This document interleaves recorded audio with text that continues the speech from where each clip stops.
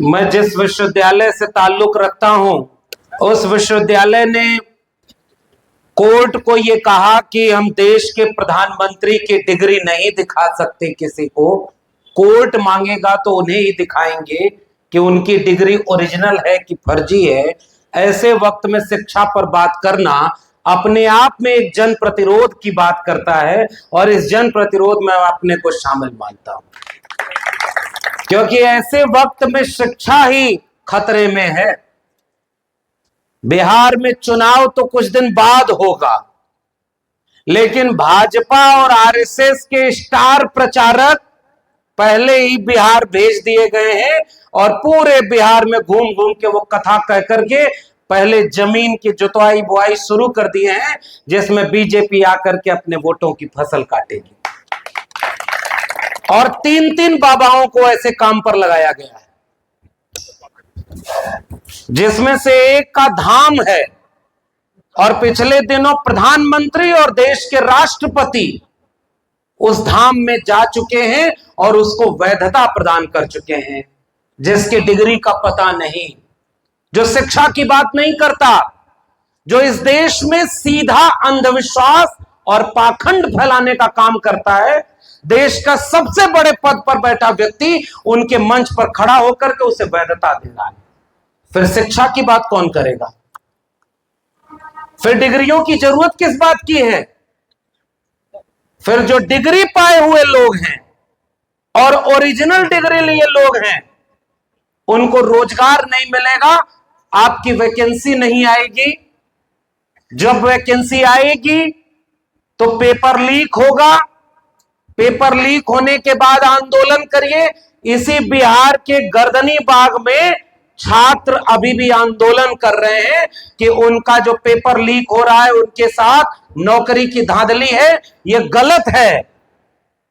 फिर ऐसे जरूरत किस बात की होगी कि शिक्षा की अहमियत कौन बताएगा? वहां चंद मुट्ठी भर लोग हैं। ऐसे वक्त में हम शिक्षा की बात करने के लिए इकट्ठा हुए हैं, जब शिक्षा के वजूद पर ही खतरा मंडरा रहा। एक समय था जब लोग अपनी जगह जमीन गिरवी रख करके सरकारी स्कूल में जहां फीस नहीं लगती थी, नाम मात्र की लगती थी, देश गरीब था तो मुफ्त में शिक्षा देता था। देश दुनिया की तीसरी अर्थव्यवस्था सबसे बड़ी बनने का दावा कर रहा हो और शिक्षा को बेच दिया हो। अब जिसकी जेब में पैसा है उसी के बच्चों को अच्छी शिक्षा मिलेगी, और जिसकी जेब में पैसा नहीं है, बिहार में भी एक खबर आई कि 700 सरकारी स्कूलों को बंद किया जाएगा। अब नए स्कूलों की जरूरत क्या है? ऐसे विपरीत वक्त में यह शिक्षा सम्मेलन बचाने का हो रहा है। हम जिस विश्वविद्यालय से पढ़ करके इस देश में कलम और किताब हाथ में लिए, तो इस देश में कुदाल फावड़ा चलाने वाले, हाथ से मेहनत करने वाले, श्रम करने वाले तबके के लोग 90 के बाद तो पहली बार व्यवस्थित तौर पर देश के विश्वविद्यालयों तक पहुंचना शुरू हुए। आज भी देश के विश्वविद्यालयों में 4% प्रोफेसर ओबीसी कम्युनिटी के हैं, केवल 4%। और आबादी कितनी है ओबीसी की? पता नहीं। देश में पशु पक्षी कितने हैं, पौधे कितने हैं, नदी नाले कितने हैं, ये पता है, लेकिन देश में हर तबके की आबादी कितनी है ये आज भी पता नहीं। फिर भी देश पॉलिसी बना रहा है, क्योंकि जाति जनगणना नहीं हो रही है। और जाति जनगणना होती तो एक सच आईने की तरह सामने खड़ा होता, और वो सच छिपाया जा रहा है। इसीलिए तो मजहब को खतरे में बताया जा रहा है, इसीलिए तो सारा विमर्श धर्म पर किया जा रहा है, ताकि लोग अपने शिक्षा और रोजगार के बुनियादी बातों को भूल जाएं। इसलिए मैं फिर से बधाई दूंगा इतना बड़ा कार्यक्रम करने के लिए पूरी आयोजन समिति का, कि आप विपरीत परिस्थितियों में भी शिक्षा और संविधान बचाने का यह कार्यक्रम कर रहे हैं। इसके लिए हम आपको बधाई और हिम्मत देना चाहते हैं, और आप सबको भी इस बात का शुक्रिया अदा करता हूं। कुछ लोग थोड़ी देर पहले कह रहे थे और उसका जवाब चूंकि रिंकू जी ने दे दिया, तो मैं उसको दोहरा कर वक्त जाया नहीं करना चाहता, लेकिन एक गुजारिश जरूर करूंगा। जब लड़ाई इतनी बड़ी हो जब लड़ाई इतनी गहरी हो, बहुत विपरीत परिस्थितियों के सामने खड़ी हो, तो फिर थोड़ा धैर्य और थोड़ी समझदारी की जरूरत होगी। एक व्यक्ति या एक भाषण से अगर समाज बदलना होता तो हमसे अच्छा भाषण देने वाले जाने कितने लोग आए, हमसे अच्छा भाषण देने वाले भी और बहुत लोग हैं और हमारे बाद भी आएंगे। वो एक गाना आप लोगों ने भी सुना होगा कि कल और आएंगे नगमों की खिलती कलियां चुनने वाले, हमसे बेहतर कहने वाले, तुमसे बेहतर सुनने वाले। मैं तो कई बार सोचता हूं अगर ये लड़ाई इतनी आसान होती तो जिस समय तथागत बुद्ध लड़ रहे थे वो लड़ाई जीत ली गई होती। अगर ये लड़ाई इतनी आसान होती तो संत कबीर, संत रैदास, पलटू दादू, भीखा बुल्ले शाह, बाबा फरीद, चोखा मेला, नारायण गुरु, बसवन्ना, इन तमाम संत आंदोलन के समय भी वो लड़ाई जीत ली गई होती। ये लड़ाई इतनी ही आसान होती तो ज्योतिबा फूले के दौर में पूरा भारत ज्योतिबा फूले के पीछे खड़ा हो गया होता। ये लड़ाई इतनी ही आसान होती तो बाबा साहब डॉक्टर भीमराव अंबेडकर का विरोध उन्हीं के जाति के लोगों से नहीं करवाया गया होता।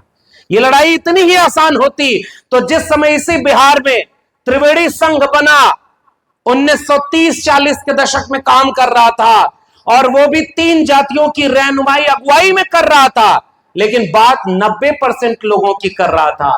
त्रिवेणी संघ के पीछे पूरा बिहार खड़ा हो गया होता। अगर ये लड़ाई इतनी आसान होती तो अर्जक संघ उत्तर प्रदेश और बिहार में बना और उन तमाम नारों और आंदोलनों को आगे बढ़ाने की कोशिश की। समाजवादियों का आंदोलन खड़ा हुआ, डॉक्टर लोहिया के पीछे सारे खड़े हो गए होते, बाबू जगदेव प्रसाद के साथ खड़े हो गए होते। हम तो कई बार सोचते हैं ये लड़ाई इतनी आसान होती तो मंडल और कांशीराम तक ऐतिहासिक निर्णय का दौर था, लड़ाई हम जीत चुके होते। मगर कहीं तो मुश्किल है कि लड़ाई हम जीत नहीं पाए। कहां कमी रह गई, बात इसी पर होनी। इसलिए एक व्यक्ति या एक भाषण से यह लड़ाई नहीं जीती जाएगी और इस बात को हम भी दोहराना चाहते हैं। इस लड़ाई को अगर जीतना है तो विचारधारा को अपना नायक बनाइए। व्यक्ति को नायक बनाने का खतरा यह है कि व्यक्ति को या तो कमजोर कर दिया जाएगा, डरा दिया जाएगा, झुका दिया जाएगा, खरीद लिया जाएगा। लेकिन जब विचार केंद्र में होता है तो व्यक्ति की जगह दूसरा व्यक्ति ले लेता है और उसका एक खतरा यह भी नहीं होता कि बीजेपी और आरएसएस में भी बहुत सारे यादव लोग हैं, लेकिन आप हमको सुनने आए हैं, इसका मतलब हमारी जाति की बात हमारे यहां नहीं होने वाली। हम विचारधारा को केंद्र में रखते हैं, जो विचार में हमारे खेमे में है हम उसे ही अपना साथी मानते हैं। बाकी भाई भी अगर दूसरे खेमे में है तो उसको हम अपना वैचारिक साथी नहीं मानते। इसलिए मेरी पहली गुजारिश, बहुत धैर्य और हिम्मत की जरूरत है। हमारे पहले तमाम बहुत गंभीर वक्ताओं ने गंभीरता पूर्वक तमाम बातें कह दी। अगर आप हमें सम्मान देना चाहते हैं तो इन कुछ कपड़ों के, रेशम के कपड़ों से, कुछ फूल मालाओं से या मेरे भाषण की चंद लाइनों पर ताली बजा देने से वो सम्मान मुझे नहीं मिलेगा। सम्मान असली वो है कि ये कार्यक्रम जब खत्म हो तब ये सम्मेलन शुरू हो और गांव-गांव इसकी चर्चा करिए और आने वाले खतरों से समाज को बचाइए, तब जाकर के हमारा सम्मान होगा और तब जाकर के विचार की लड़ाई आगे बढ़ेगी। और इसका खतरा उठाने के लिए थोड़ा धैर्य तो दिखाना पड़ेगा। 4 घंटे अगर कार्यक्रम में बैठना हो तो थोड़ा सा तो हिम्मत होनी चाहिए। अब कोई कथावाचक होता और कहता कि चुपचाप बैठ के सब कथा सुने, जो खड़ा होकर कथा सुना अगले 24 घंटे में कोई बुरी खबर उसको सुनने को मिलेगी, आप तुरंत बैठ जाओगे। वहां तो आप नहीं बोलोगे कि हम तो उन्हीं को सुनने आए। मैं तो अभी आदरणीय उदय प्रताप जी से यही कह रहा था, तो उन्होंने भी कहा कि ब्याह शादी होती है, 4 घंटा बैठ करके जो होता है काम समझ में एक भी नहीं आता, डर के मारे चुपचाप बैठे रहोगे और आप खड़े होगे तुरंत डांट के बैठाएगा कि अभी अनहोनी हो जाएगी तो कुछ नहीं करोगे, आप भी डर के मारे बैठ गए। पहले मैं इलाहाबाद यूनिवर्सिटी में पढ़ाई करने गया तो आजमगढ़ से बस से जाया करते थे। जहां बस रुकती थी एक आदमी बीच में आता था और ऐसे ही एक पर्चा सबको पकड़ा के चला जाता था। उस पर्चे पर कुछ भी लिखा होता था ऊपर कथा, और नीचे लिखा होता था कि इस पर्चे को देख करके कुछ लोगों ने मुफ्त में 1000 पर्चा छपवा कर घर घर बांटा, उनके घर बहुत बड़ी खुशखबरी आई, रुका हुआ काम बन गया और 2 लोगों ने पर्चा देख करके फाड़ के फेंक दिया, 24 घंटे में उनके घर अनहोनी हो गई। अब बताइए उस पर्चे का आप क्या करेंगे? अब ये हम लोगों के बचपन में ये होता था, धर्म के नाम पर आपकी हिम्मत नहीं खुलती, और वैचारिक जगह पर थोड़ा सा भी अगर मन का नहीं हुआ, जितने लोग भाषण दिए मजबूरी देते हैं, सही बात होना हो तो हमसे पूछिए, हम बताएंगे। क्योंकि अगर एक को भाषण दिलवाया, 2 को नहीं दिलवाया, तो बाकी दोनों के लिए यही होगा कि बहुत खर्चा हो गया टेंट माइक पर, विचार का तो वह कोई काम ही नहीं हुआ। और जो भाषण दिया है वो कहेगा गजब का कार्यक्रम था, अब लगता है कुछ होगा। हमारी नाक लंबी हो गई है, दिल बहुत छोटा हो गया है। इसलिए मैं अपने वक्तव्य को किसी और की आलोचना की बजाय थोड़ा सा आईना सामने रखकर बात करना चाहता हूं। आईना जब भी उठाया करो, पहले देखा करो, फिर दिखाया करो। और हम लोग दूसरे की तरफ आईना दिखा रहे, नहीं साहब कहीं तो कुछ चूक हमसे हो गई। मैं पश्चिम उधर महाराष्ट्र और दक्षिण भारत में जाता हूं, एक निवेदन, बिहार से बहुत उम्मीद है।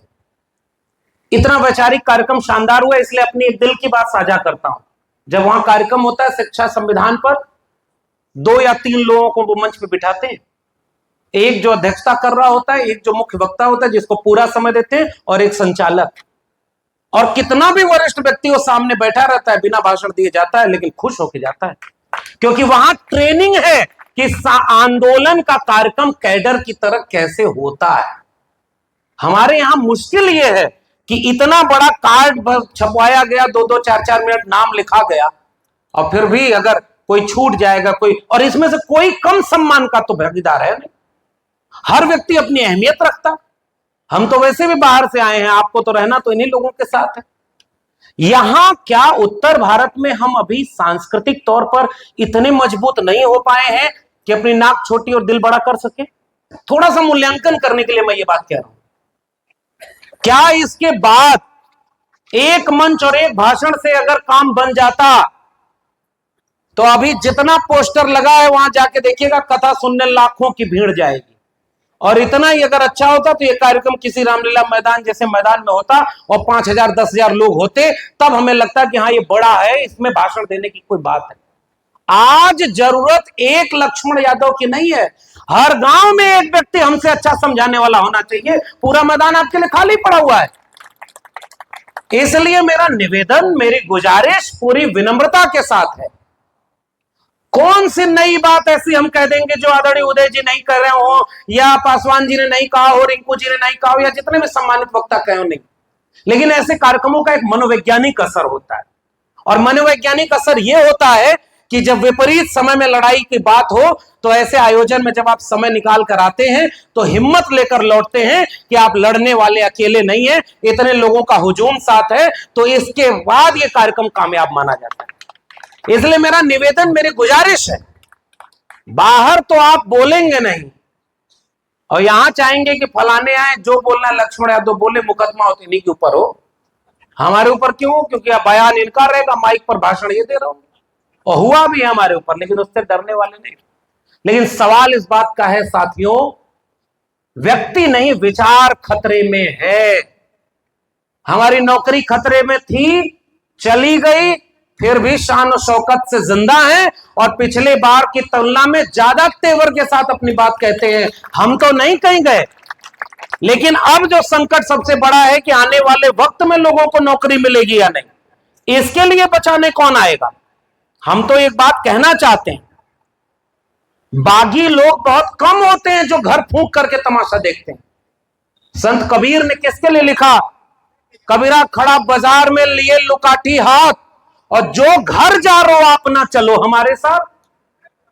ताली बजा करके अगर आप पीछे अपनी कुर्सी, अपना पद, अपना तमाम तरह की चीजें बचाना चाहते हैं, और आप चाहते हैं कि भगत सिंह आपके हिस्से का कोई और बन जाए, अंबेडकर आपके घर में पैदा ना हो, पड़ोसी घर में पैदा हो, और आप उसके बाद शिकायत भी इसी मंच पर आके करेंगे। इसलिए शिकायतें तो बहुत हैं, रास्ता क्या है? रास्ता है हर एक जगह पर ऐसे वैचारिक प्रबोधन, वैचारिक कार्यक्रम अब अपने से आयोजित करें। सड़क चौराहे पर बैठे, हम लोग बैठ के क्या करते हैं?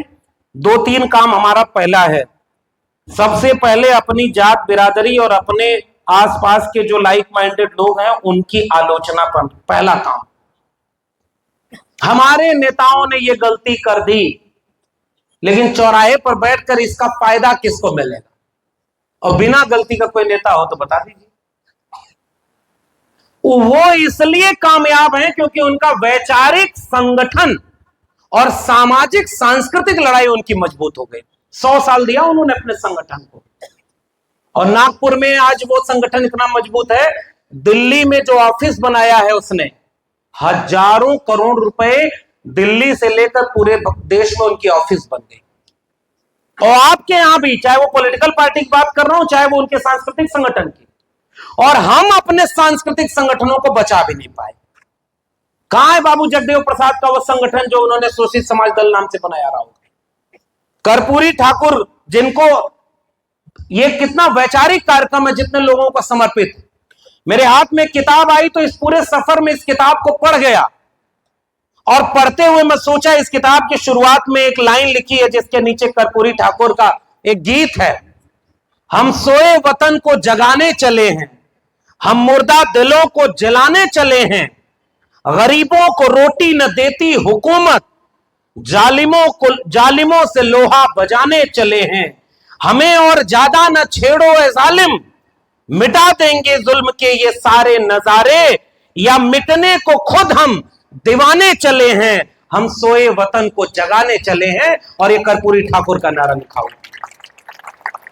चले गए कर्पूरी ठाकुर, और आज लड़ाई कहां है?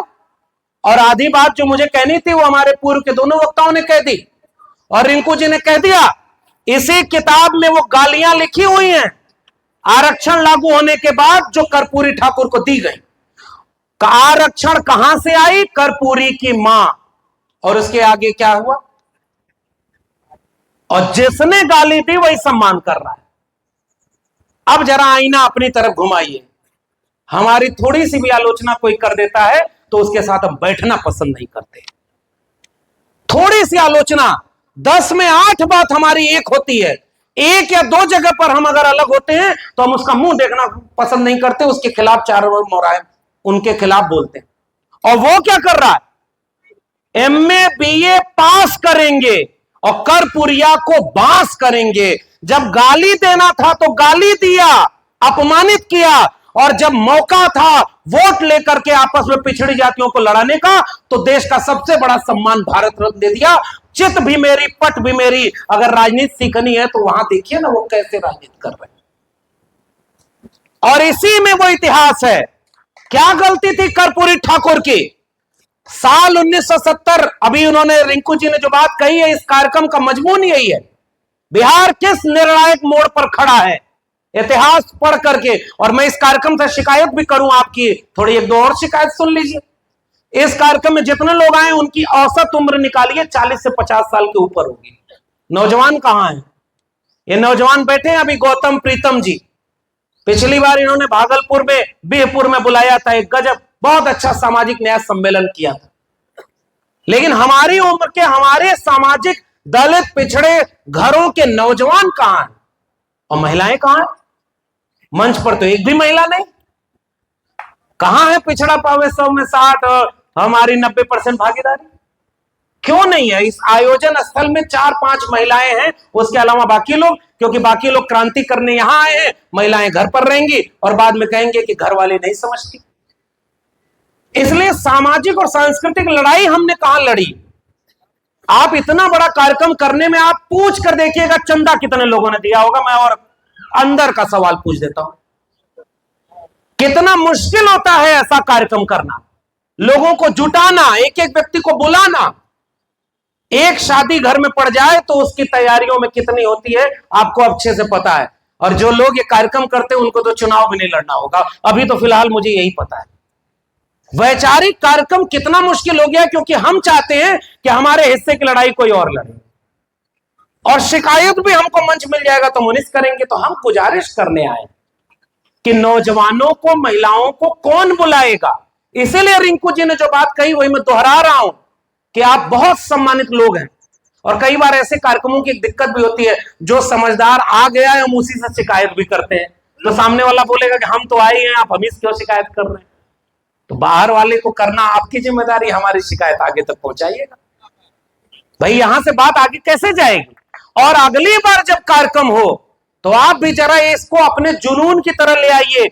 आप अकेले कुर्ता पजामा झाड़ के मत आइए, अपनी गाड़ी में 10 आदमी बैठा के आइए, और जिस बिरादरी के हैं उसमें से 2 आदमी ज्यादा आपकी बिरादरी का न हो, तब जाकर के वंचित 90% की एकता बनेगी और कार्यक्रम में लेके गाड़ी खड़ी कर दीजिए। बहुत व्यवहारिक बात कर रहा हूं, अभी तो सैद्धांतिक बात कहीं नहीं पा रहा हूं, क्योंकि व्यवहारिक जगह पे हम चूक जा रहे हैं। और लड़ाई हमें जिनसे लड़नी है वो कर्पूरी ठाकुर को भारत दे रहा है खतरा। देखिए, बाबा साहब डॉक्टर अंबेडकर की जयंती आने वाली, महात्मा ज्योतिबा फूले की जयंती आने वाली, 11 अप्रैल और 14 अप्रैल को प्रधानमंत्री का, आरएसएस का, बीजेपी के नेताओं का सोशल मीडिया हैंडल डालिएगा, उसमें देख करके बताइए वो बाबा साहब को देश का सबसे बड़ा मसीहा घोषित करके उनको श्रद्धांजलि देंगे, उनको याद करेंगे। और सारा काम उनका बाबा साहब फूले साहब के विचारों के खिलाफ करेंगे। और हमारे यहां क्या होता है? हमारे यहां आज हम उस चौराहे पर खड़े हैं कि उत्तर प्रदेश के मथुरा में हम यादव समाज के लोगों को भी नहीं समझा पाए कि दलित बहनों की अगर शादी जा रही है तो यादव समाज के लोग उस पूरे परिवार पर हमला कर देते हैं और बारात वापस लौट जाती है, शादी टूट जाती है। कितने यादव संगठनों ने पर्चा लिख करके कहा कि यह गलत हुआ है और हम उसका विरोध करते हैं। आलोचना अपने घर से भी होनी चाहिए। जाति का संगठन किस नाम के लिए बनाया जाता है? केवल इसलिए कि जो कामयाब लोग उनसे सेटिंग बन जाए कि जहां जाए वहां पर सब लोग मन मुताबिक बन जाए। तो जो ताकतवर जातियां हैं वो अपना संगठन तो मजबूत चला लेंगी। अहिर सभा महासभा बनेगी, कुर्मी महासभा बनेगी, कोयरी महासभा बनेगी, और 2-4 जातियां मजबूत होंगी, और जो संख्या में कम होगा उसकी महासभा कैसे बनेगी? उसकी हिस्सेदारी कहां है? तो इसलिए जोड़ने के लिए कुछ आलोचना अपने समाज को भी करनी होगी। और इसलिए मैं आपसे गुजारिश करके ये इतिहास बताना चाहता हूं, जिसके लिए मुझे याद आया कि नौजवान अगर यहां होते तो वो नौजवानों को आप बताना होगा, हमको और आपको, कि जिस खतरे की तरफ रिंकू जी और आदरणीय उदय जी ने इशारा किया और पूर्व के वक्ताओं ने इशारा किया, बिहार केवल चुनाव लड़ने जा रहा है और इसलिए उस मुहाने पर नहीं खड़ा है कि 90 के पहले लौट जाएगा। बिहार में वे ताकतें हावी हो रही हैं जिनसे बिहार पिछले 8 से 10 दशक तक लड़ा था और उनको हाशिए पर रखा था। अब वो ताकतें नए चोले में, नए लिबास में फिर से आपके सामने दस्तक देने को तैयार, और वो पूरी लड़ाई आप हारने के मुहाने पर खड़े। इसलिए नौजवानों को यहां होना था, जिनको मैं इतिहास बताता कि 1970 और 80 का दशक था। उत्तर प्रदेश में मुख्यमंत्री बने राम नरेश यादव और बिहार में मुख्यमंत्री नाई समाज के बने कर्पूरी ठाकुर। वक्त कम है लेकिन मौका मिले तो पढ़िएगा इतिहास। मैट्रिक पास किया पहला नाई समाज का व्यक्ति, पिता लेकर गए क्योंकि पढ़ाई में मुश्किल आ रही थी, मैट्रिक तक की भी फीस ज्यादा थी। सामंती व्यक्ति सामने खटिया पर बैठा था। पिता जाकर बोले कि जाके बताओ बाबू साहब को, और उन्होंने जाके कहा कि हम मैट्रिक पास कर गए। सामने से आवाज आई, मैट्रिक पास कर गिला हुआ गोड़ दबावा। भोजपुरी में समझ रहे हैं इसका मतलब ना? तुम कितनी भी डिग्री ले लो, तुम्हारी जगह हमारे पैर पर है। और वही कर्पूरी ठाकुर जब बिहार के मुख्यमंत्री बनते हैं तो मैट्रिक पास करने तक की पूरी पढ़ाई को मुफ्त कर देते हैं। केरल और तमिलनाडु के बाद बिहार वो तीसरा राज्य बनता है जिसमें प्राथमिक शिक्षा मुफ्त कर दी जाती है। कर्पूरी ठाकुर मुफ्त में किताबें बंटवाने का 1977 के आसपास काम करते हैं। और उसी समय कर्पूरी ठाकुर, डॉक्टर राम मनोहर लोहिया, समाजवादी आंदोलन, उनका जो नारा लगा था, इसी जगह पर जो नारे लगे थे, क्या नारा था? जिसमें समता की चाह नहीं वह बढ़िया इंसान नहीं, समता बिना समाज नहीं, बिन समाज जनराज नहीं। यही तो नारा यहां का था। ऊंची जात की क्या पहचान, गिटपिट बोले करे न काम, और छोटी जात की क्या पहचान, करे काम और सहे अपमान। वही नारे यहां पर इसी बिहार की धरती से, उत्तर भारत की धरती से लगे थे। और वो त्रिवेणी संघ, अर्जक संघ, बाबू जगदेव प्रसाद कुशवाहा, कर्पूरी ठाकुर की विरासत के नारे लगे थे। और वो नारे में एक नारा गूंजा समाजवादियों का, कर खन्या दानों की कीमत आने खर्चे दोहरा हो, अन्न के दाम की घटती बढ़ती आने सिर भीतर हो, जो जमीन को जोते बोए वो जमीन का मालिक होए, राष्ट्रपति का बेटा हो या चपरासी की हो संतान, टाटा बिरला गरीब का बेटा, सबको शिक्षा एक समान, वो नारे कर्पूरी जी लगाया करते थे अपनी रैलियों में। अभी मैं उदय जी से एक बात पूछ रहा था कि जब लालू जी रहे होंगे, कर्पूरी जी रहे होंगे, जगदेव बाबू थे और भी तमाम लोग थे, आरएल चंद्रापुरी पिछड़ा वर्ग एसोसिएशन चलाते थे, बाबा साहब को वहां से यहां बुलाने की कोशिश करते थे। उस समय के पिछड़े ज्यादा समझदार थे, हम लोग यहां तक पहुंचने में कितना देर कर गए, कभी कभी तो मुझे यह समझ में आता। 1948 में लखनऊ में भारतीय पिछड़ा वर्ग संघ का सम्मेलन होता है और उसके अगुवाई करने वालों में बाबू शिवदयाल सिंह चौरसिया और पिछड़ा वर्ग संघ जो बनाया था आरएल चंद्रापुरी साहब ने, चंद्रिका प्रसाद जिज्ञासु ने, पेरिया ललई सिंह यादव ने, और 1948 में उसकी अध्यक्षता करने के लिए किसको बुलाया? बाबा साहब डॉक्टर भीमराव अंबेडकर को लखनऊ में बुलाया था। ये वंचितों शोषितों की एकता तो हमारे पुरखे कितनी बार बनाए, हम ही बार बार चूक गए। और इसलिए मैं आपसे कहना चाह रहा हूं, उस समय के नारे थे संसोपा ने बांधी गांठ, पिछड़ा पावे 100 में 60, और उन चीजों में भी लड़ाई लड़ने के बाद हमारे लोगों ने उस नारे को आगे बढ़ाया। 100 में 90 शोषित हैं, शोषितों ने ललकारा है, धन धरती और राजपाट में 90 भाग हमारा है, 10 का शासन 90 पर अब नहीं चलेगा, नहीं चलेगा। इन नारों को आगे बढ़ाने का काम जगदेव बाबू और उनकी विरासत ने किया। और जब वही काम मुख्यमंत्री रहते कर्पूरी ठाकुर ने कर दिया, मंडल कमीशन उस समय बना नहीं था, यहां पर मुंगेरी लाल कमीशन और उसके पहले काका कालेलकर कमीशन, जो कि ऐसा कमीशन बना जिसका विरोधाभासी रिपोर्ट थी, लागू नहीं हुई। बाबा साहब डॉक्टर अंबेडकर ने मंत्रिमंडल से इस्तीफा दिया तो 3 कारण बताए थे। पहला हिंदू कोड बिल, दूसरा ओबीसी के लिए बनने वाला कमीशन, आर्टिकल 340 के तहत वादा किया था भारत सरकार ने और नहीं बना रही थी, इसकी नाराजगी में उन्होंने इस्तीफे में अपनी बात लिखी है। और कहते हैं कि बाबा साहब दलितों के नेता थे, उन्होंने ओबीसी के लिए कुछ नहीं किया। अब यह बात हम या आपने कहां को समझाएंगे? विचारधारा कौन बताएगा कि डॉक्टर अंबेडकर की मूर्ति तोड़ी जाए तो वो किसी दलित का अपमान नहीं होता? अरे भाई, इस देश के हर एक कमेरा की पहचान, सम्मान और अधिकार दिलाने में कर्जा है बाबा साहब डॉक्टर भीमराव अंबेडकर जैसे नायकों का, इसलिए आपको भी खड़ा होना होता है। झूठा इतिहास, गलत इतिहास पढ़ाया जाता है और इसलिए मैं वो इतिहास आपको बता रहा हूं क्योंकि गांव गांव इसको पहुंचाने की जिम्मेदारी हमारी है। एक गलती की थी कर्पूरी ठाकुर ने कि ओबीसी को जो आयोग बना, उस आयोग के मुताबिक आरक्षण देने का फैसला ले लिया था, जिसकी लड़ाई लड़े थे समाजवादी लोग। संसोपा ने बांधी गांठ, पिछड़ा पावे 100 में 60, और वहां राम नरेश यादव ने 15% ओबीसी को आरक्षण दिया, 14 से 15%। और ठीक उसी समय कर्पूरी ठाकुर ने बिहार में, कर्पूरी ठाकुर ने जब आरक्षण लागू किया और उस समय उन्होंने पिछड़े, अति पिछड़े समाज को और महिलाओं को और तमाम तरह के लोगों को आरक्षण देने का फैसला लिया, तो दिल्ली से चमड़ा भेजा संदेश, बार बनावे कर्पूरी और भैंस चरावे राम नरेश। बताओ, ये गालियां किसी मुसलमान ने दी, किसी दलित ने दी, किसी आदिवासी ने दी? भूटान से आई थी क्या ये गाली? या श्रीलंका और बांग्लादेश और पाकिस्तानी गाली दे रहे थे आपको? ये इतिहास कौन बताएगा कि गाली देने वाले वही आरएसएस के लोग थे जो आरक्षण विरोधी थे, दलितों पिछड़ों को पैर से पैदा करके पैर पर रखने की कोशिश करना चाहते थे, इसलिए आपके महापुरुषों को गाली देने का काम किया। मेरे पूर्वांचल में गाली चलती है, आहिर गड़रिया कुर्मी चोर, धर सारे का टंगरी तोड़। किसने, किसी मुसलमान ने करी आया था ये? और आज आपको यही इसी इलाके का एक सांसद आप चुन करके वहां भेजे हैं और वो यहां कहता है कि हमारे सांसद भवन में, संसद क्षेत्र में रहना है तो हिंदू बन के रहना होगा। बताओ जरा, कर्पूरी ठाकुर को गाली देने वाले हिंदू थे कि नहीं थे? हम ये सवाल आपसे पूछना चाहते हैं।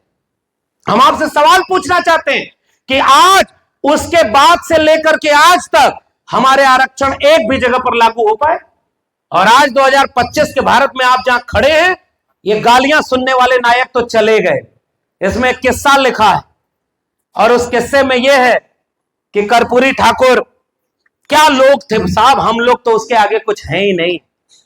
हम वही है, नाक लंबी लेके घूमते हैं, थोड़ा बहुत टकराती है तो गुस्सा आ जाते हैं, फन-फना जाते हैं। अब उनके कार्यक्रम में जाने लायक नहीं है, वहां तो ठीक नहीं। कर्पूरी ठाकुर फटा कुर्ता पहन करके, एक बार मुख्यमंत्री थे तो सम्मेलन हो रहा था, और चंद्रशेखर आए। उस समय चौधरी चरण सिंह प्रधानमंत्री हुआ करते थे। पहचानो आपके लोगों की विरासत और संघर्ष। घर जा रहे थे, लंबे थे चौधरी चरण सिंह, और जब घर जाने के लिए गए तो दरवाजे छोटे हुआ करते थे, पुराने कच्चे वाले घर, सर टकरा गया। उन्होंने कहा कर्पूरी, इस घर में रहते हो तो मुख्यमंत्री बन गए, घर बनवा लो। उन्होंने कहा कि मीटिंग हुई, उनका पैसे नहीं है। वो जो मीटिंग कर रहे थे उस मीटिंग में उन्होंने कहा कि हम कर्पूरी ठाकुर का घर बनवाने के लिए चंदा, यहां पर मुख्यमंत्री का घर बन जाए, और वहां पे चंदा के लिए फैलाया गया और खुद कुर्ता अपना फैलाए, और उसके बाद जितना चंदा आया और वो चंदा कर्पूरी जी को दिया गया। जब प्रधानमंत्री लौट गए तो कर्पूरी जी ने अपने सचिव को दिया और कहा कि इसे मुख्यमंत्री कोष में जमा कर दो, बिहार के हर गरीब का जब घर बन जाएगा तो कर्पूरी का भी घर बन जाएगा। और आज कर्पूरी ठाकुर को भारत रत्न दे दो और उतने से ही उनका वोट ले लो, पिछड़े या तो पिछड़े को लड़ा दो। कितना आसान हो गया उनका काम, क्योंकि हमने अपनी वैचारिक जड़ों को खोखला कर दिया है। हमको पता ही नहीं कि हमारी लड़ाई क्या थी। शहीद बाबू जगदेव प्रसाद को इतने जलालत के साथ हत्या करने वाले कौन लोग थे? विदेशी थे। क्यों नहीं आप आंख में आंख डाल करके बोलते कि उसमें कोई मुसलमान शामिल नहीं था? इसलिए दलितों, पिछड़ों, न तो अंबेडकर का अपमान करने वाला कोई मुसलमान था, न फूले के खिलाफ कोई मुसलमान खड़ा हुआ, न लोहिया का विरोध कोई मुसलमान ने किया था, न कर्पूरी ठाकुर के खिलाफ कोई मुसलमान था। और आपके यहाँ ऐसे ऐसे लफंडरों को भेज दिया गया है जो आपको समझाते हैं कि मुसलमानों से इस देश को खतरा है। मैं आपसे कहने आया हूं, अपनी विरासत बचाओ, वरना इस देश को दंगाइयों से संविधान को खतरा है। इसलिए संविधान बचाने के लिए हम आपके बीच में आए, और इसीलिए रोज मजहब की आग लड़ाई जा रही है। एनसीईआरटी से औरंगजेब का सिलेबस हटाया जाएगा और सिनेमा बना करके जहर परोसा जाएगा। और सोचिए, सिनेमा बनाया और एक हास्यास्पद चीज, ये देश जा कहां रहा है? पुराने लोग जानते होंगे, और आप लोग जितने हैं, यहीं से लालू जी की याद कभी कभी आती है। पुराने लोगों के संघर्षों में जैसे कर्पूरी ठाकुर की याद आती है, जगदेव बाबू की याद आती है, वैसे ही लालू जी की भी याद आती है।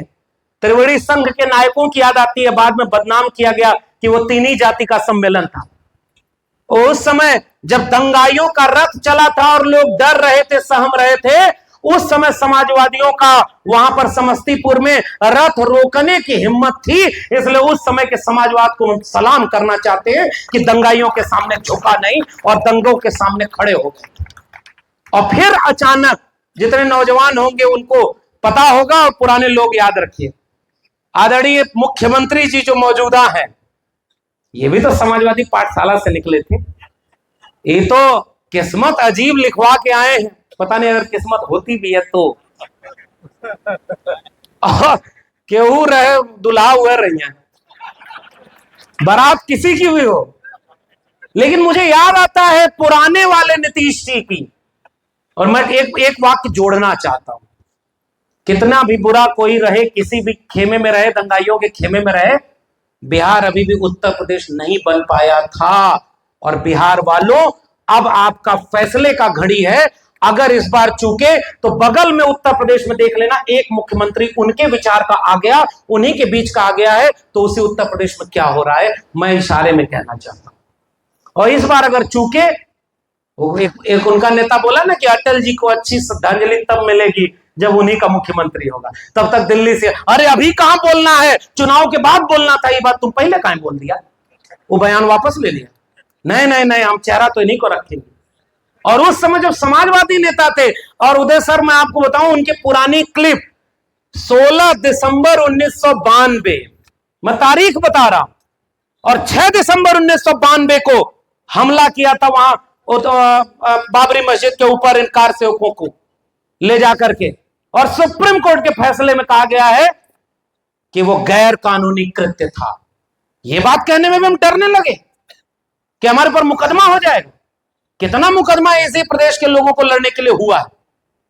और 10 दिन बाद नीतीश कुमार जी संसद में खड़े होकर के कहते हैं कि आप ये दंगाई थे, दो तरह का हिंदू है, एक मंडल वाला हिंदू है, एक कमंडल वाला हिंदू है, और हम कमंडल वाले हिंदुओं के खिलाफ मंडल वाले हिंदू, दलितों, पिछड़ों को जोड़ करके समाजवाद का परचम पूरे देश में फहराएंगे। यह बात 1992 में नीतीश जी बोल रहे थे।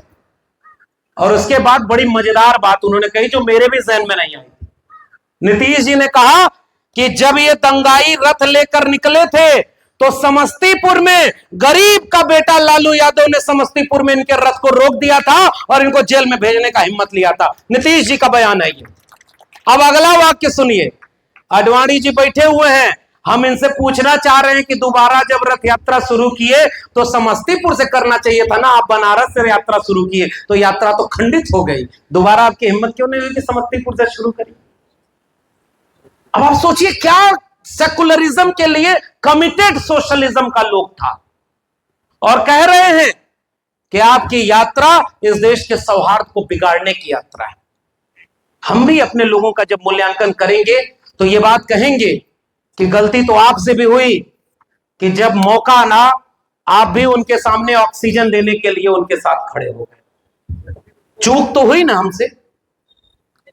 गूंजे धरती आसमान रामविलास पासवान, क्या खड़े होकर संसद में पूछा था रामविलास पासवान जी ने कि कोई भी हिंदू धर्म ऐसा बता दो ग्रंथ उनका कि जिसमें हिंदू शब्द लिखा हो। अभी भी मैं कर रहा हूं, गूगल करके उनका बयान सुन लीजिए। ये धर्म के नाम पर लड़ाने का काम करते हैं। हम याद करते हैं ऐसे नीतीश कुमार को, लालू प्रसाद को, कर्पूरी ठाकुर को, जगदेव प्रसाद को, और हम याद करते हैं ऐसे रामविलास पासवान को। लेकिन बिहार अब उससे ज्यादा खतरनाक मोड़ पर खड़ा है क्योंकि बिहार में उन दंगाइयों ने भी आज परचम अपने ही समाज के दलितों पिछड़ों को आगे खड़ा करके पकड़ा दिया। सामाजिक न्याय का खतरा सबसे बड़ा यहां है। मुरेठा बांध के कौन गया था, कहा था कि हम इनको मुख्यमंत्री पद से हटाएंगे तभी मुरेठा खुलेगा, और मुरेठा खुल गया। बिहार किस नाजुक मोड़ पर खड़ा है।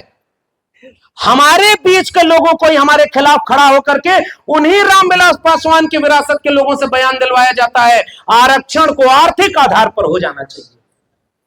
5 साल 10 साल और रुकिए, आपके घरों के बच्चे बोलेंगे कि हमको आरक्षण नहीं चाहिए, बहुत गंदी चीज होता है। क्योंकि टेलीविजन से, मीडिया से, किताब से, अखबार से आरक्षण को आपके खिलाफ करवा दिया जाएगा। इस धरती पर केवल एक आरक्षण रहेगा जिसका नाम है EWS यानी सुदामा कोटा। भारत का संविधान यहां से खतरे में है। आपकी सरकारी शिक्षा और सरकारी नौकरी 2 ही जगह तो आरक्षण मिला था, आरक्षण खत्म क्योंकि सरकारी चीजें प्राइवेट हाथों में बेच दी गई। बिहार वालों बचाओगे क्या? सांप्रदायिकता से अपने प्रदेश को आप बचा नहीं पा रहे। 3-3 गो बाबा अपने काम पर, स्टार प्रचारक आप बीजेपी। मैं खुल के बोल रहा हूं, ये राजनीतिक मंच नहीं है लेकिन बोलना पड़ेगा।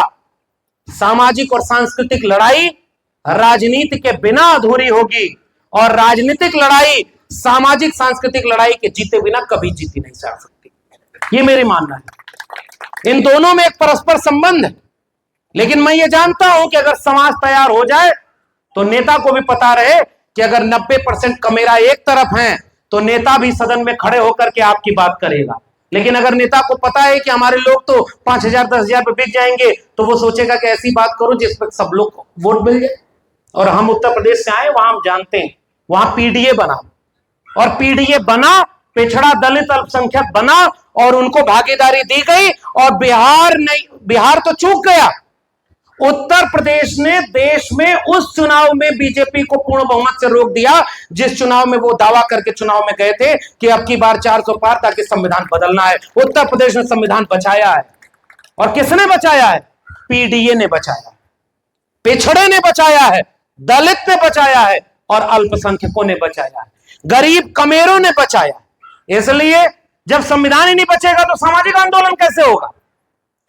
अगर बिहार में संविधान और बचाने वाली ताकतें हारी तो कार्यक्रम होंगे, लेकिन इस कार्यक्रम में खड़े होकर के गुणगान होगा और असली सवाल पूछने वालों को यह कार्यक्रम से लौटने के बाद तो नोटिस पकड़ा दी जाएगी। मैं जानता हूं कि इस आयोजन में बहुत सारे सरकारी नौकरी वाले लोग शामिल हैं, मजबूरी है। एक कार्यक्रम करके देखिए, 4 दिन बाद मैं तो कई जगह जाता हूं, परेशानी में, मुश्किल में फंस जाता हूं। लोग हिम्मत करके बुलाते हैं कि साहब सच बोलिए, हमारे समाज को सच की जरूरत है। और जैसे ही सच बोल के हम लौटते हैं, उनके ऊपर जब मुकदमे होते हैं तो समाज ही उनके साथ खड़ा नहीं होता, चुप रहता है ना। हम कहां गए थे? हम तो उधर घूमने गए थे, झारखंड में थे, हम तो गए ही नहीं जैन धर्मशाला। और अकेला पड़ जाता है लड़ने वाला। मैं गुजारिश कर रहा हूं भागलपुर के लोगों, एक फार्मूला, अपने आसपास लड़ने वालों को पहचानिए और उसके साथ खड़े होइए। अगर साथ खड़े नहीं हो सकते तो 4 लोगों को तैयार करिए कि जो लड़ रहा है उसकी हिम्मत बन के उनके साथ खड़े हो जाए। अगर ये भी नहीं कर सकते तो चौराहे पर खड़े होकर के उसके बारे में अच्छा बोल करके माहौल बनाइए कि फला लड़ रहा है और उसका साथ हमें देना चाहिए। अगर ये भी नहीं कर सकते तो आर्थिक और संसाधनों से सहयोग करिए कि लड़ने वाले कमजोर न पड़े। और ये चारों काम न कर पाना तो कम से कम उसका विरोध मत करना, सबसे बड़ा समर्थन आपका यही हो जाएगा। एक तो हमारे सामने लड़ने वाले लोग नहीं बचे और जो लड़ रहा है उसको सबसे पहली चुनौती अपने घर में कर रही है। इसलिए वक्त बहुत ज्यादा हो गया, मेरे पास बहुत लंबी फहरिस्त है, मैं सिलसिलेवार गिना सकता हूं कि महाराष्ट्र में मैं जब बोलने गया तो मुझे वहां के दलित समाज के, ओबीसी समाज के लोगों ने एक पर्चा पकड़ाया जो एक नोटिफिकेशन था कि अब बीए के कंपलसरी पेपर में ज्योतिष विज्ञान पढ़ाया जाएगा और वो वैज्ञानिकों का कार्यक्रम था। आपकी शिक्षा का सिलेबस पूरी तरह से कम्युनलाइज कर दिया गया है, आपको पता ही नहीं। मुगल काल पढ़ाया नहीं जाएगा, सिनेमा बनाकर दिखाया जाएगा ताकि हिंदू बनाम मुसलमान की नफरत। 300 साल पहले जिसको लड़ना था लड़ गए। और मैंने अपने चैनल पर वीडियो बना के बताया है कि शिवाजी की तरफ से लड़ने वाले कम से कम आधा दर्जन से ज्यादा मुसलमान सेनापति थे और औरंगजेब की तरफ से लड़ने वालों में बहुत सारे हिंदू, सो कॉल्ड हिंदू शामिल थे, जिनके आज वारिस राजस्थान में भारतीय जनता पार्टी की सरकार में मंत्री बने बैठे हैं और वो आपको हिंदू और मुसलमान के लिए लड़ा रहे हैं। अब ये बात कहने की हिम्मत कौन करेगा? वो लड़ाई धर्म बचाने की नहीं थी, वो राजाओं की लड़ाई थी। और 300 साल पहले, 500 साल पहले क्या हुआ, इसका बदला लेने के लिए आपको सिनेमा बना के दिखाया जा रहा है और आज आपके बच्चों का भविष्य बर्बाद किया जा रहा है। इस पर आप सोच ही ना पाए, इस पर आप समझ ही ना पाए। भीतर से संविधान खोखला और शिक्षा खत्म। जब शिक्षा और संविधान दोनों चीज नहीं रहेगा तो गुलाम पैदा होंगे। अगर इतिहास का मूल्यांकन करना है तो मुझे यहां आकर ये भेंट किया लोगों ने, बुद्ध गया महाबोधि मंदिर का इतिहास। 100 साल पहले यह मंदिर जहां था, इस मंदिर के आसपास कोई हिंदू मंदिर नहीं था। आज इस बौद्ध विहार के चारों तरफ हिंदू मंदिर बनाए हैं। बताओ इस सवाल को पूछने में मुकदमा होगा कि नहीं होगा? आप लड़ाई लड़ रहे हैं वहां पर बौद्ध धर्म बचाने के लिए कि भाई हमारी कमेटी में तुम बाहरी क्यों हो, तुम किस मस्जिद में हो, तुम किस गुरुद्वारे में शामिल हो, लेकिन बौद्धिस्ट मंदिर में तुम 4 लोग उसके रहेंगे, 4 लोग हमारे रहेंगे। फिर किस बात का लड़ाई आप लड़ रहे? कितने लोगों को यह पता है और कितने लोग इसके साथ खड़े हो पाए? इसलिए मैं कह रहा हूं कि वो लोग आपसे असली चीज लड़ते हुए पाखंड और अंधविश्वास फैलाने के लिए राजनीतिक लड़ाई धर्म के नाम पर लड़ रहे और आपको पाखंड और अंधविश्वास में फैलते। एक जगह मैंने पढ़ा और मैं हिम्मत करके बोल रहा हूं, सब कुछ जानते हुए भी अकल पर पत्थर क्यों पड़े हैं तुम्हारी। सब कुछ जानते हुए भी अकल पर पत्थर क्यों पड़े हैं तुम्हारी। अगर मंदिर से दान पेटी हटा दी जाए तो भगवान नाराज होगा या पुजारी? अब मैं और कुछ बोलना नहीं चाहता। हाँ, हमसे बुलवाइए और अपने जाकर के भाई थोड़ा जोखिम आप भी लीजिए। कार्यक्रम खत्म हो तो गांव गांव यही बतिया आप भी बोलिएगा। देखिए अगर बिहार में 5 महीने में परिवर्तन ना हो जाए तो बताइएगा, हर गांव में एक एक ऐसा कार्यक्रम करवा। भाई थोड़ा हिम्मत लीजिए ना। और हमको 1 महीने बाद फिर आना है भागलपुर, हम आएंगे। हमको एक पर्चा दे दीजिएगा कि 1 महीने में या 20 जगह पे कार्यक्रम किया, शिक्षा बचाओ संविधान बचाओ सम्मेलन। मत करिए इतना बड़ा कार्यक्रम। 10 लोगों को बैठा के समझाइए, 5 लोगों को बैठा के समझाइए। आरएसएस की शाखा चली तो जिस पार्क में कोई आरएसएस वाला नहीं होता था, 2 आदमी भी होता था ना, सुबह 6 बजे वहां शाखा लगाता था। और हमारा आदमी जिसको नौकरी मिल गई वो पहले शहर में घर बनवाता है, 2 बीघा जमीन खरीदता है और गांव से कट जाता है। चंदा मांगने जाएंगे, अरे कुछ नहीं होगा, ये सब नेता फ्रॉड है। तो सब नेता फ्रॉड है तो वोटवा किसको दोगे? ऐसे लोगों से पूछिए जिनका राजनीतिक समझ भी ऐसी नहीं। आप यहां मंच मिल जाए और कहिए कि 30 साल में गलती हुई, उस घर का लड़ाई का फायदा किसके ऊपर जा रहा है? और क्या आप नहीं पहचान रहे कि धर्म के नाम पर सबसे ज्यादा भीड़ किसकी है? इसलिए आपके बात ये कहने की जरूरत है, 5 दिन के लिए एक बाबा यहां भेजा गया कथा सुनाने, और खुलेआम टीवी पर क्या बोला पता है कि बिहार में हमको कथा सुनाने से रोका गया तो मैं बिहार में 50 दिन की कथा कहूंगा। उसका देखा है ना, ऐसे ताली मारता है, पर्ची बनाता है। अजब कार्टून है। और उस कार्टून को टीवी पर बैठा करके टेलीविजन वाले कहते हैं कि चमत्कार कर रहे हैं बाबा, पर्ची बनाते हैं। इतने पर्ची बनाते तो बता देते कि 2025 में नीतीश जी मुख्यमंत्री रहेंगे कि नहीं रहेंगे, वो पर्ची उन्होंने पकड़ा दो, उनका पता ही नहीं। ये सब फ्रॉड क्या कर रहा है? 300 करोड़ का हॉस्पिटल कैंसर का बनाया जिसमें इलाज विज्ञान से होगा, पर्ची बना के कर देता। अभी एक बाबा का हमने देखा कि वो हवा में कैंची चला के पथरी का ऑपरेशन कर रहा है। ऐसे एक एक बाबा हर हॉस्पिटल, सरकारी हॉस्पिटल के सामने बैठा दो। बिहार का गरीब आदमी यूपी में बनारस में जाकर देखिए, सबसे ज्यादा मरीज बिहार का होता है। गलत कहूं तो बताइए। हर हॉस्पिटल के आगे एक लोग कैंची वाला बाबा ऐसे बैठा दो। जानते हैं ये क्यों हुआ? क्योंकि हमने बुनियादी लड़ाई छोड़ दी। अपना वोट पढ़ाई, कमाई, दवाई, सिंचाई, महंगाई पर नहीं दिया और हम उनकी लड़ाई में आपस में बिखर गए। इसलिए एक बाबा को बैठाया है, वो बोला आपके सामने गूगल करके देखना, अगर ज्यादा रोकोगे तो 50 दिन कथा कहूंगा, और रोकोगे तो यहीं पर मठ बनवाऊंगा, और रोकोगे तो यहीं घर बनवा लूंगा। किसको धमका रहा है वो? और कोई कुछ नहीं कर पा रहा है। अभी मैं आया तो एक दूसरे बाबा का पूरा पोस्टर लगा हुआ है, महासत्संग। अरे भाई, सत्संग अपने आप में सच का सत्संग होता है, सत का संग सत्संग। अब महासत्संग, अब महा झूठा कोई कह रहा है। अब ये क्यों हो रहा है? क्योंकि हमारे लोग ही तो उसमें कथा सुनने जा रहे हैं।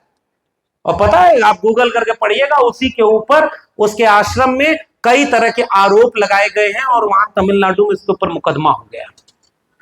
और कुछ बाबा सब जेल में भी हैं, कुछ बेल पर हैं, और बाकी सब बीजेपी के प्रचार में लगा दिए गए। और ये सब कामयाब इसलिए हैं क्योंकि हमने अपने बुनियादी 2 काम छोड़ दिए।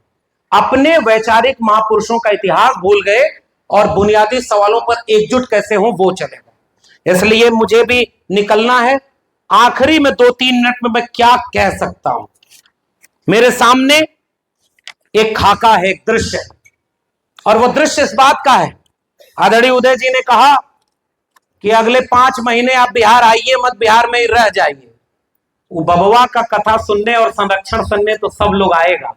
अगर बिहार तैयार है तो हम यहां रहने और आने जाने में कोई परहेज नहीं करें,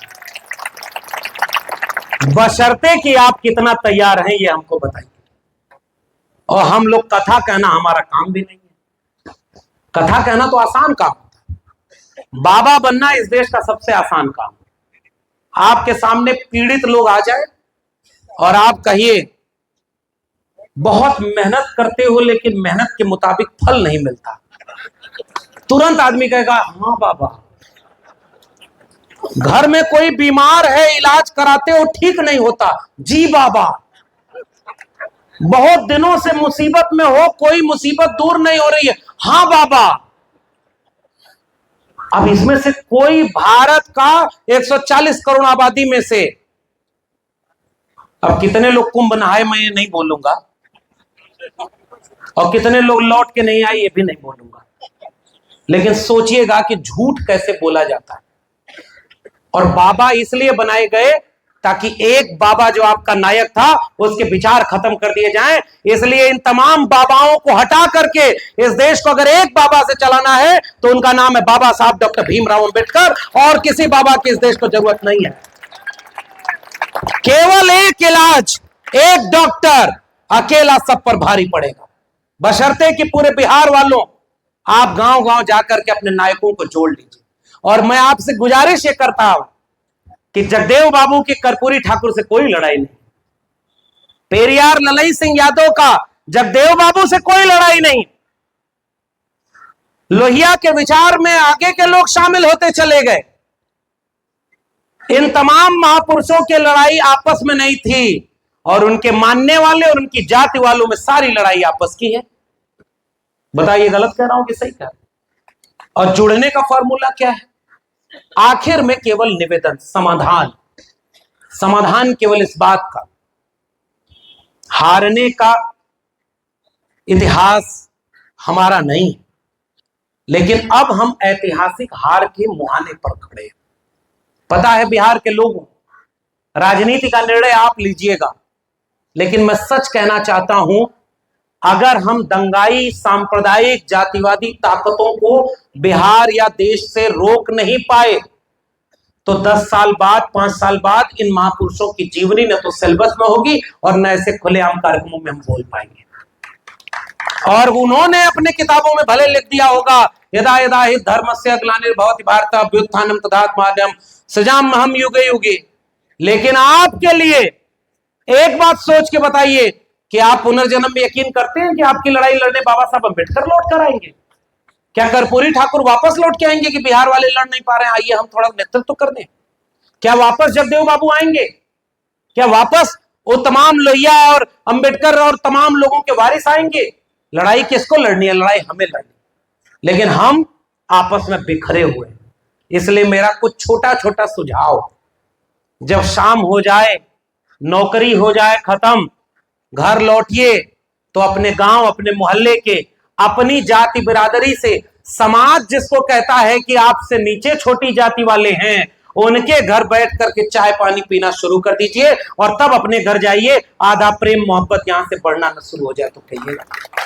आप जिस कार्यक्रम में जाते हैं, अपनी गाड़ी में अपनी बिरादरी वाले के साथ साथ 3-4 और अपने से अलग अपने भाइयों को बिठाकर हर जगह घूमना शुरू कर दीजिए, ताकि आपकी गाड़ी का दरवाजा खुले तो अपना बहुजन समाज 90% की नुमाइंदगी नजर आए।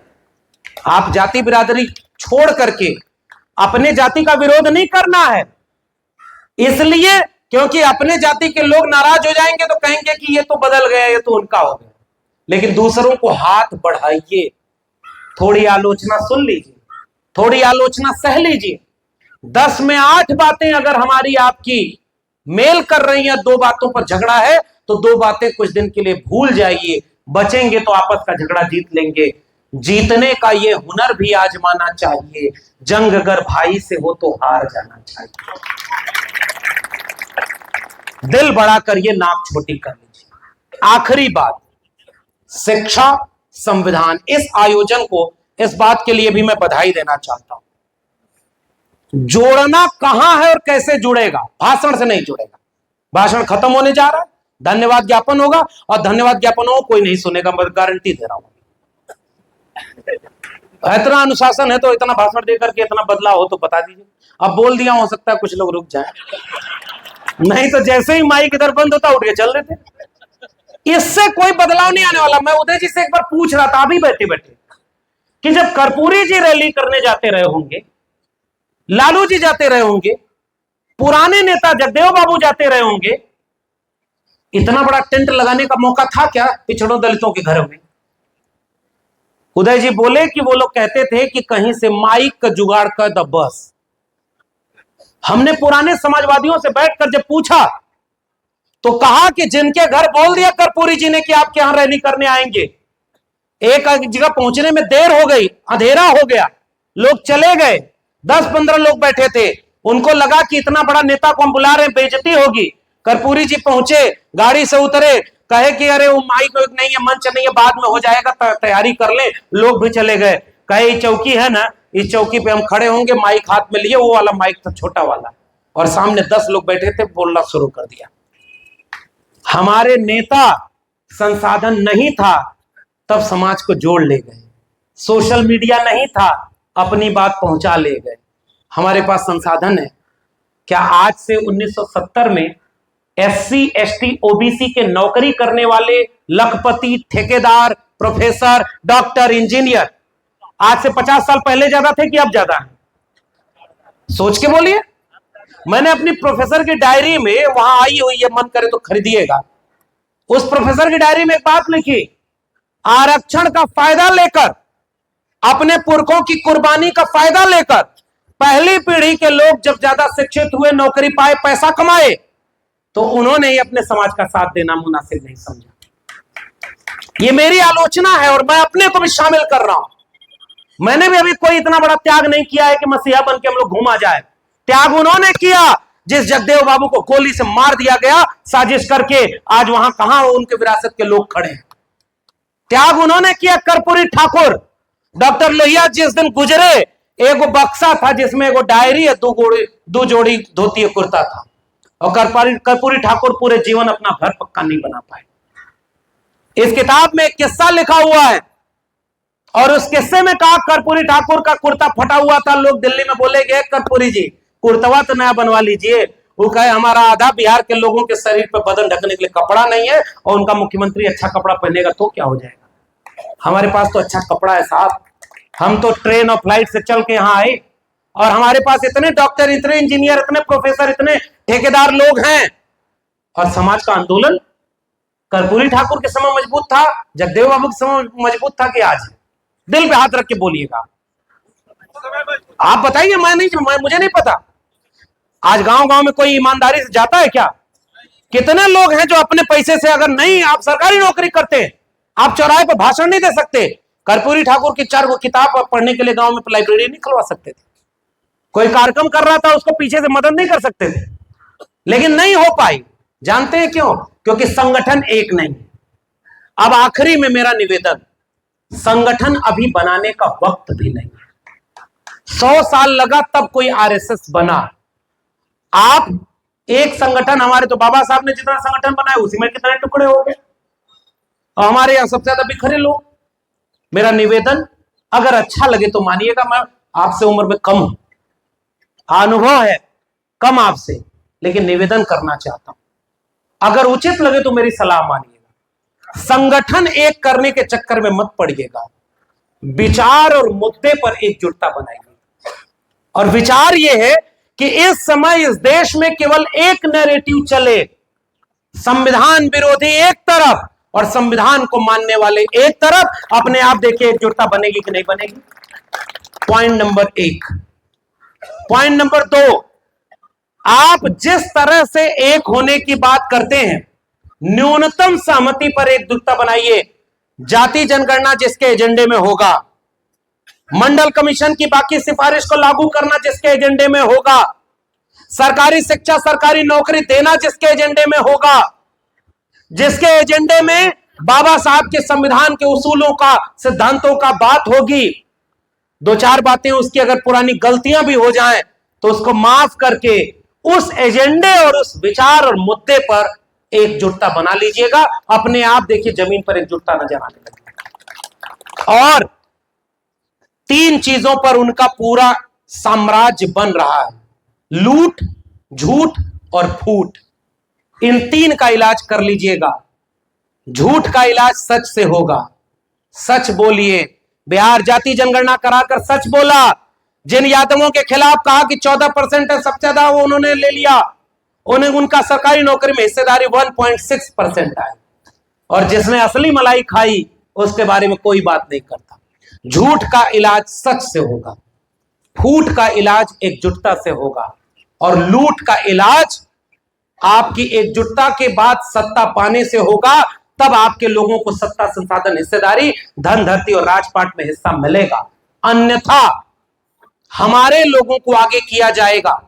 हमारे लोगों को ही आगे करके उन तमाम लड़ाइयों को हमसे छीन लिया जाएगा। जंगल काटने वाली लकड़ी का साथ देने के लिए, कुल्हाड़ी का साथ देने के लिए लकड़ियों को कहा जाएगा फलाने को वोट दे दो, इसमें जाति, आपकी जाति की तो लकड़ी लगी। अगर जंगल की लकड़ियां जाति देखकर कुल्हाड़ी का साथ दे गई तो जाति के नाम पर जाति तो बचेगी, बाकी कुछ नहीं बचेगा। अभी एक सज्जन कह रहे थे हमारे नेता कुछ नहीं बोलते। हमारे नेता बाबा साहब डॉक्टर भीमराव अंबेडकर ने एनिलेशन ऑफ कास्ट लिखा, जाति खत्म करो। हमारे नेता डॉक्टर राम मनोहर लोहिया ने जाति तोड़ो का नारा दिया। हमारे नेता कर्पूरी ठाकुर ने जात पात के नाम पर अलग से कहा कि ये सब खत्म करो, इसका कोई मतलब नहीं है। हमारे नेता बाबू जगदेव प्रसाद ने जातियों को खत्म करके 90% को श्रमजीवी कहा। हमारे लोगों ने जाति नहीं जमात की बात की है, और हम आप कामयाब तब होंगे जब जाति नहीं जमात की बात करेंगे, 90% एकजुटता की बात करेंगे। और आखिर में जो समाज अपना वोट और अपना नोट दोनों की हिफाजत नहीं कर सकता, उसकी आने वाली पीढ़ियां कभी हुक्मरान नहीं बन सकती, वो गुलाम ही पैदा होंगे। आप नोट कहां देते हैं इसके लिए सजग रहिए, और वोट कहां देते हैं इसके लिए सजग रहिए। वोट की हिफाजत करना है। मैं उत्तर प्रदेश से आया हूं और उत्तर प्रदेश में चुनाव जीतने के लिए वोटर के सामने बंदूक लेके पुलिस वाला खड़ा हो गया। मशीन किसके साथ खड़ी है आपको अच्छे से पता है। और आप सरकारी अमला किसके साथ खड़ा है। मैं महाराष्ट्र गया, जो उदय जी ने किस्सा सुनाया वो कह के जा रहा हूं। महाराष्ट्र में जिन जगहों पर बीजेपी कमजोर थी, प्रेस कॉन्फ्रेंस करके विपक्ष ने बताया जितनी आबादी नहीं उससे ज्यादा वोटर है। संभव है क्या? एक गांव में अगर 100 परिवार 100 लोग हैं तो इसमें बच्चे भी होंगे और जो गुजर गए उनका भी नाम वोटर लिस्ट में शामिल है। जितनी आबादी उतने वोटर। फर्जी वोटर दिलवा दिया, फिर भी चुनाव जीत गए। वो हरियाणा जीत गए, वो महाराष्ट्र जीत गए, वो दिल्ली जीत गए। अगर वो बिहार भी जीत गए तो फिर उत्तर प्रदेश 2027 में उनके लिए आसान हो जाएगा। और अगर ये हो गया तो आने वाले दिनों में फिर आप भूल जाइए कि आप अपने महापुरुषों का नाम भी ले पाएंगे या नहीं। नाम फिर कोई एक व्यक्ति लेगा, वो होगा आरएसएस। सबकी मूर्तियां बनवाएगा, सबको विष्णु का अवतार घोषित करवा देगा, सबकी पूजा चौराहे पर होगी और सबके विचारों को हमेशा खत्म कर दिया जाएगा। मेरा निवेदन, मेरी गुजारिश अगर समझ में आ जाए तो मैं बहुत अदने से हम लोग हैं। कर्पूरी जी अपने भाषण को जब खत्म करते थे तो कहा करते थे, उठ जाग मुसाफिर भोर भई, अब रैन कहां जो सोवत है। जो सोवत है वो खोवत है, जो जागत है सो पावत है। इसलिए जागिए, एकजुट हो जाइए। शिक्षा बचाने, संविधान बचाने, बिहार बचाने और देश बचाने की लड़ाई है। घर फूंक के तमाशा देखने का अगर साहस नहीं है तो जो लोग साथ दे रहे हैं उनके साथ हिम्मत बनकर खड़े हो जाइएगा।